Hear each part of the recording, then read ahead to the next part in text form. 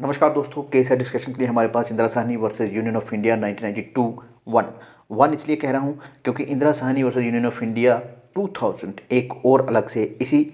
Citation का एक case है, इसलिए इसको वन कह रहा हूँ। इसको मंडल कमीशन केस के नाम से भी जाना जाता है क्योंकि मंडल कमीशन जिसने कि 27% रिजर्वेशन जो थी वो प्रोवाइड करवाई थी ओबीसी को, उसको जो चैलेंज किया गया था इसी केस में और उसको समाधान भी उसका डिसाइड भी उसको इसी केस में किया गया था। 9 जजेस बेंच इसमें बैठा था जिसने कि 6-3 की मेजोरिटी से अपना डिसीजन दिया था। मंडल कमीशन के बारे में अगर आप कुछ जानना चाहते हैं तो उसका लिंक जो है डिस्क्रिप्शन में आपको प्रोवाइड करवा दूंगा। 13 अगस्त 1990 को 27% रिजर्वेशन जो था वो श्री बीपी सिंह की गवर्नमेंट ने प्रोवाइड करवाया, जो कि ओबीसी को दिया गया और इसका बेस जो था वो मंडल कमीशन था क्योंकि उसी ने ही रेकमेंड किया था। 27% रिजर्वेशन जो था गवर्नमेंट सर्विसेज में उसको प्रोवाइड करवाने के इमीडिएटली बाद ही पूरे देश में वायलेंस और दंगे शुरू हो गए जो कि 2-3 महीने तक चलते रहे। सुप्रीम कोर्ट की बार एसोसिएशन ने चैलेंज कर दिया इस डिसीजन को जिसके अंडर की 27% रिजर्वेशन प्रोवाइड करवाई गई थी और उन्होंने ये डिमांड की कि इस पर स्टे लगाया जाए। 1 अक्टूबर 1990 यानी 1990 को 5 जजेस बेंच जो था सुप्रीम कोर्ट का वो बैठा और उसने इस पर स्टे लगा दी गई तब तक जब तक कि इस मुद्दे को डिसाइड ना किया जाए। और in between Shri BP Singh जो थे इनकी गवर्नमेंट जो थी वो कोलैप्स करके वो गिर गई और 1991 को कांग्रेस पार्टी जो थी वो पावर में आ गई। 25 सितंबर 1991 को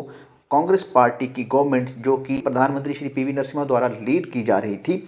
उन्होंने क्या किया कि एक और ऑफिस मेमोरेंडा या एक ऑफिशियल लेटर इशू किया और उन्होंने जो पहले से रिजर्वेशन के लिए ऑफिस मेमोरेंडा इशू किया था उसमें कुछ बदलाव किए, जिसमें कि पहला बदलाव ये था कि भाई ये जो सोशली एजुकेशनल बैकवर्ड क्लासेस हैं इनमें जो रिजर्वेशन है वो पुअरेस्ट सेक्शन को दिया जाए, यानी कि जो गरीब हैं सोशली एजुकेशनल बैकवर्ड क्लासेस में रिजर्वेशन के लिए 27% जो रिजर्वेशन है उसकी अनुमति दी जाए। और दूसरा उन्होंने दोस्तों 10% reservation socially educationally economically backward classes जो कि हायर कास्ट में हो उनके लिए रखा। अब इसके बाद जो 5 जज बेंच था उसने देखा कि भाई ये मैटर जो है बहुत ज़्यादा इंपॉर्टेंट है, इसलिए उसने इसको रेफर कर दिया 9 जज बेंच को। इसमें 9 जजेस बेंच ने 6-3 की मेजोरिटी से ये हेल्ड किया कि जो श्री बीपी सिंह की गवर्नमेंट ने 27% रिजर्वेशन जो दी थी वो वैलिड है, पर हाँ उसमें से क्रीमी लेयर जो है यानी कि जो वेल टू डू है एफ्लुएंट है उनको इसमें से बाहर किया जाएगा। और कोर्ट ने इसमें जो 10% रिजर्वेशन जो थी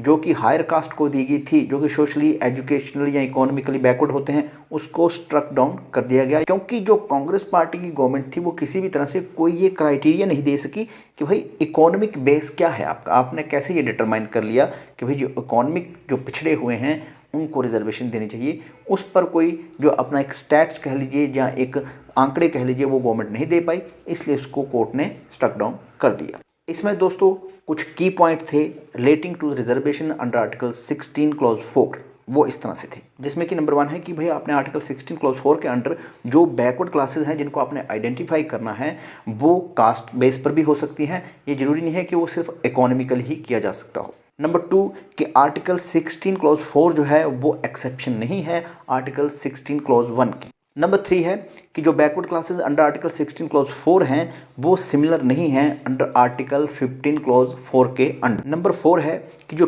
क्रीमी लेयर है उसको बैकवर्ड क्लासेस में से बाहर निकाला जाएगा, यानी कि उनको किसी तरह की कोई रिजर्वेशन नहीं दी जाएगी। नंबर 5 है कि आर्टिकल 16 क्लॉज 4 जो है वो परमिट करता है कि आप बैकवर्ड क्लासेस को मोर बैकवर्ड क्लासेस में क्लासिफाई कर सकते हैं। नंबर 6 है कि कोई भी बैकवर्ड क्लास जो हो इसको सिर्फ आप इकोनॉमिक क्राइटेरिया के आधार पर ही आइडेंटिफाई नहीं करेंगे, बाकी क्राइटेरिया भी आप मदद उसकी ले सकते हैं। नंबर 7 है कि जो रिजर्वेशन है वो 50% से ज़्यादा यानी 50% से ज़्यादा नहीं एक्सीड होनी चाहिए, हालांकि इसकी भी एक्सेप्शन है, कुछ एक्सेप्शनल सर्कमस्टांसेस में वो एक्सीड कर सकती है। नंबर 8 है कि जो आर्टिकल 16 क्लॉज 4 के अंडर रिजर्वेशन है वो एग्जीक्यूटिव ऑर्डर के द्वारा जा सकती है। नंबर 9 है कि प्रमोशन में किसी तरह की कोई रिजर्वेशन नहीं होगी, इसको भी जो अमेंडमेंट करके उल्टा दिया गया था। पॉइंट नंबर 10 है दोस्तों कि एक परमानेंट स्टैट्यूटरी बॉडी बनाई जाएगी जो कि ये देखेगी कि ओबीसी में जो क्लासेस हैं वो इंक्लूड हो रही हैं जिनको होना चाहिए,